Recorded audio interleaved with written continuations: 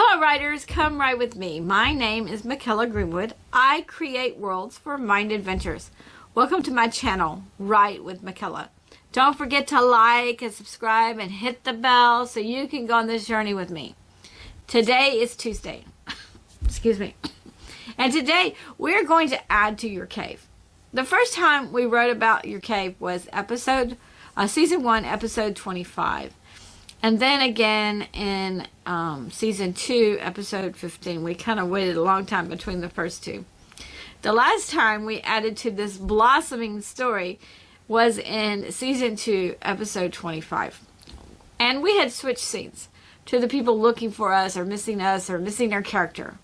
So today we're going back to the cave. I don't know if you or your character or your characters made it out of your cave, because to write that scene, I asked, what's in the cave and is there an exit, or do you find an exit? Something around those kinds of, the lines of those questions.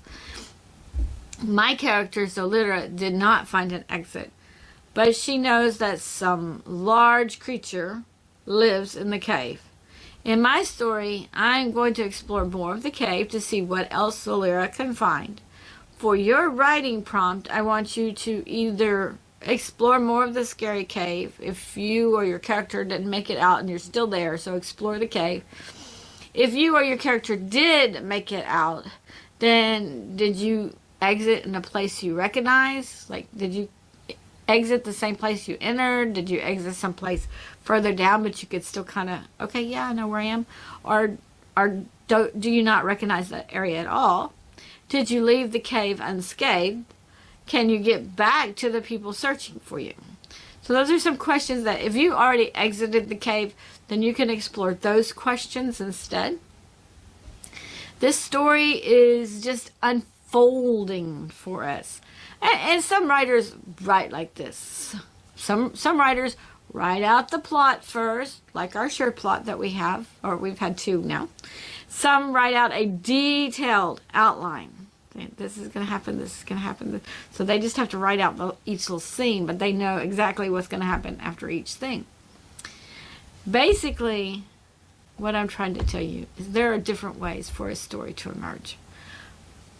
So we have spontaneously added to this. So we have a spontaneous story, but a plot has emerged for us.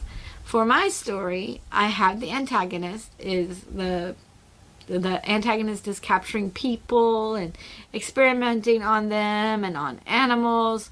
The protagonist is the resistance group, and so far Zolira is my main character. The other characters have hinted that Zolira just seems to know things sometimes.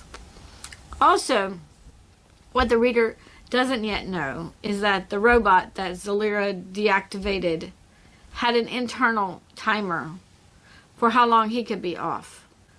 Okay, now this wasn't something the resistance group knew, and it's not something that the reader knows yet. Okay, I'm not sure when or where I will work that detail in, but as my viewers probably have that question, what happened? How come she turned off the robot and then all of a sudden there's lights flashing? Well, that's the deal. Is the robot had that internal timer. I'm gonna have to put that in somewhere so that things can get tied up and things can be interrelated and tied up and stuff like that. So it'll get there. It's just probably not today. So back to our writing prompt. We started this cave in first person, or at least I gave us the choice to do so, and I encouraged you to switch to a character name later on. You could of course kept first person. The plot so far for my story, even though we didn't write in this order, is number 1, a resistant group makes plans to scout out the enemy's fortress or stronghold. Number 2, something goes wrong or astray during the scouting expedition and one or more characters escape. But stumble into or fall into a frightening or scary cave. Number 3, the one or more characters try to get his or her or their bearings and explore the cave. Now, number 4 is cut back to the rest of the resistance and the people missing the person in the cave. And number 5, in the story, we're going to return to the cave scene, or the exit if you found one, and we're going to continue exploring. Does the cave or exit beyond the cave hold secrets or clues to the enemy? What do you or does your main character find? Okay, writers, that is basically where I am. Yours could be drastically different, and your plot may not match mine, but you can kind of see how I wrote and how you can list down a plot. But today's writing prompt is based off number 5. Even though we're doing the 4th take here, we're based off number 5. And we are answering one or both questions. Does the cave or exit beyond the cave hold secrets or clues to the enemy? And what does your main character find? And you don't have to answer both questions. You can pick one or the other and kind of answer that one. And just have the other one kind of in your mind, kind of percolating to give you some ideas for another scene later on. Now, remember, the events in the story that need to be interrelated, and they need to build to a climax.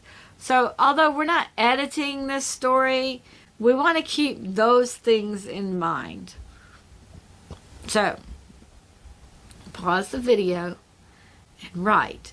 If you need to go back and reread your prior writing prompts, then feel free to do so. After you answer the questions, you go read your stuff, then you answer the questions by writing your scene, come back, and I will read what I wrote.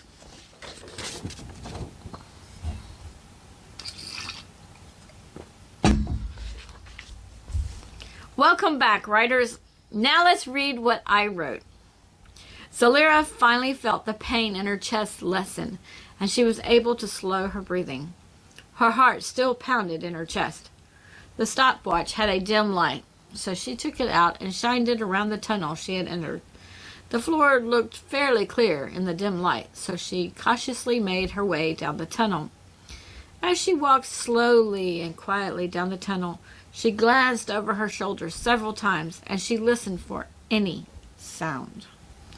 The only real sound she heard at first was the iron gate. Zalira had put her knife away, and she did pull out the stopwatch the next few times she heard the gate, and she could not tell if it was on a timer or not. If it was, then it was probably 2 minutes and so many seconds. She decided that was the least of her worries for now. As she relaxed a little more, but in no way relaxed enough for her heart to resume its normal beating, she started to hear small sounds. She felt like these sounds came from bugs skittering across the floor. As she walked even more, she realized that around a lot of the enemy's compound there were marshes, and she slid down into the cave. So she wondered why there was no water in the cave. Then up ahead, she saw some yellowish light. Zalira pressed up against the cave wall and listened for any sounds. She thought she heard hushed talking. Zalira inched towards the light, and she could make out an archway. She didn't know if the archway went to another tunnel or a chamber or hopefully an exit. Zalira leaned her head close to the archway and peered in. Then she leaned a little more.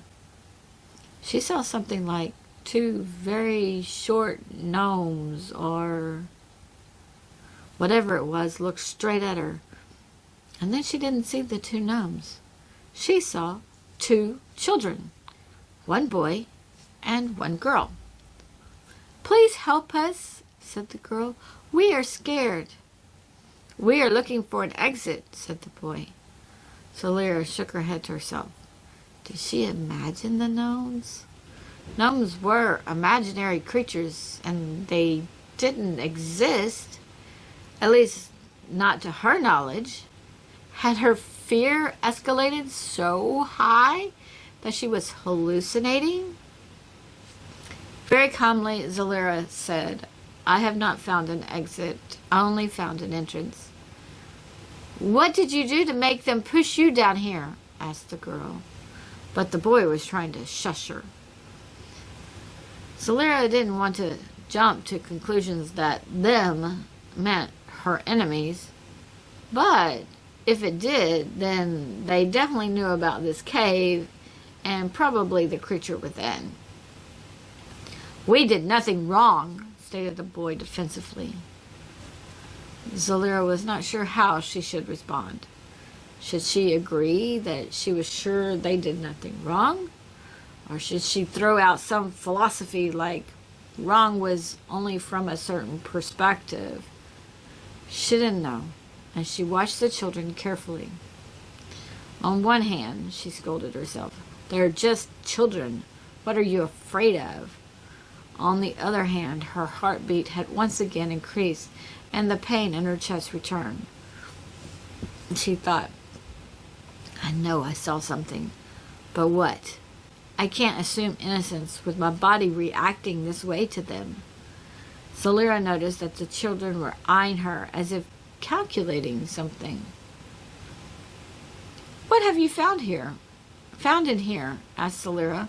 "Do you know about the iron gate or whatever keeps making that sound? Do you know about the bear-sized creature?" Zalira thought to herself that she had somehow decided to ask questions. The boy and girl told her they heard the iron gate, but didn't know what it did or where it was. They had found some mushrooms, and that was what they had been eating. "What about water?" asked Zalira. "We found a pond or a lake in the cave," said the girl. "But we think there is a monster in the water," said the boy. Zalira thought to herself, "Darn it, I was hoping the water could have some way to swim out of here." Since Zalira didn't say anything more, the boy and girl volunteered to show her the mushrooms and the water. When they arrived at the mushrooms, Zalira once again pulled out her stopwatch and immediately thought the mushrooms were poisonous and people shouldn't consume them. But the children asked about the watch, and it seemed to fascinate them. The children picked some mushrooms and rolled them up in a small cloth. Zalira did the same, but she didn't intend on eating them. Then they showed her the water. Again, Zalira pulled out the stopwatch. Even though there was a dim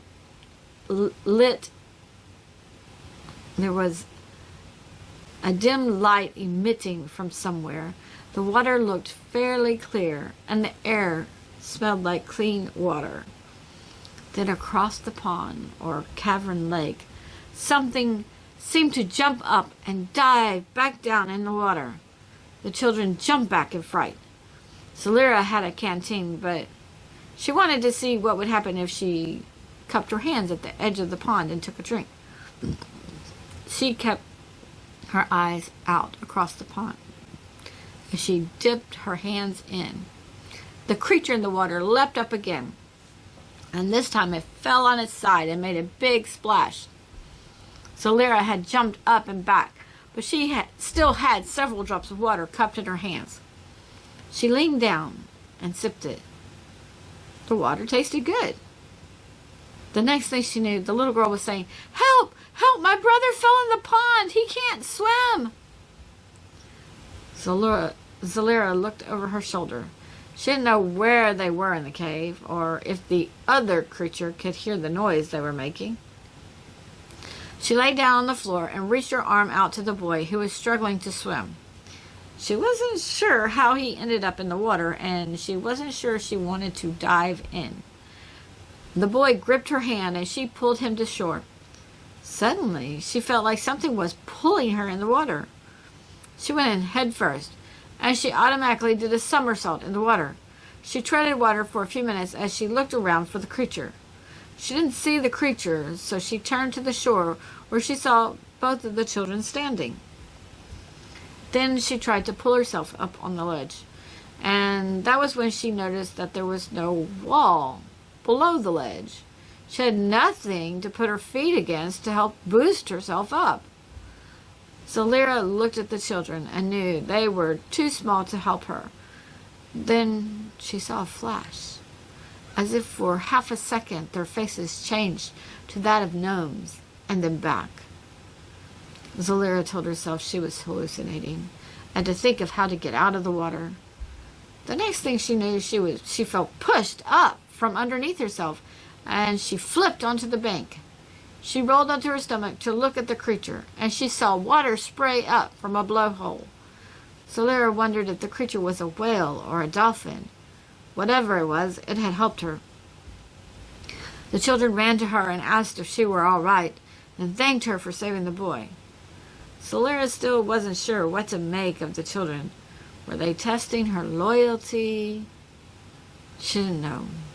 But she took out the stopwatch. She had found it and not bought it, so she didn't know if it were waterproof or not. The boy and girl were watching her intently. Suddenly, Zalira felt a strange warmth in her hands, and her hands glowed. Her heart burned with hope because she hoped the stopwatch would still at least provide some light. Then her body felt tingly all over, and she wasn't sure what was going on, but the stopwatch seemed to be working. At this point, she remembered the mushrooms, and she pulled them out. They were very soggy, but the children said they would be okay. Zalira once again looked at the children and studied them. Were they gnomes? Could gnomes eat these type of mushrooms? She tried to remember any fairy tales she had heard or read that included gnomes, and she thought they were a sort of trickster, and no one could trust them. But, of course, that was fiction writing. Surely no writer had actually met a gnome in real life to know how they were. But if these were gnomes and not children, then someone could have met them. She thought to herself, Zalira, listen to yourself. You aren't making any sense. Just think on what's real. She thought through things and knew she had felt pulled in the water. She didn't really know how the boy had gotten out. For that matter, she didn't know how she had gotten out. But something within her said the water was the way out of the cave. She just didn't know how long she would have to hold her breath, or if the creature would flip her up on the ledge again. The children then brought her to the chamber where they ate and slept, and after they entered the chamber, the boy pressed some unseen buttons, and an electric shield spread across the entrance. Zalira knew, or at least hoped, that the creature of the cave could not get to them, and she would have to hope that the gnomes, or the children, didn't harm her while she slept. Okay, writers, that is the end of the writing prompt today.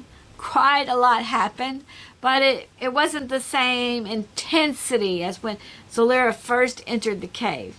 I think the scene brings to mind many more questions than it answered. Are they children? Are they gnomes? Do they mean Zalira harm or not? Did the boy gnome pull her in the water? What creature was in the water? If the gnomes have an electric shield, could they lock Zalira in the chamber? What was going on with Zalira when she was looking at the stopwatch the last time? Is there more technology in the cave to help Zalira get out or to contact the resistance? Question after question after question. I could keep asking questions. These questions are what keep your reader reading. They also help you keep writing. But they help your reader keep reading because your reader has these questions and they want to know what's going on. And then, you know, get to the end of the chapter, they know that they can put it down, but they're looking for a place where they can pick it back up again. So these questions are important. Leave a comment below on at least one question you have about your cave after your scene today. So I want to see that you can start asking yourself these questions. If you want to share your cave, then send it to WritewithMykela@gmail.com. I would love to read what you have so far. And you can send it in the little, you know, in the little things, each piece. It's if you haven't smoothed it out to one story yet, or you can send it as all one story, one part of story. Join me Friday for Tahia, Chapter 21, King Pomodestone. Join me next Tuesday for an analogy on how story versus a net or blanket. You will enjoy this. I'm going to have fun writing this, and you will enjoy this. And it will be an example of an analogy instead of just a definition. Don't forget to visit my website, bymykela.com, and read some character bios. If you hit like and subscribe and the bell notification, then we will continue to write together. Thank you for joining me today. I really appreciate your participation. If you know someone who would like this video, then please share it with them. This is Mykela with Write with Mykela. Bye for now.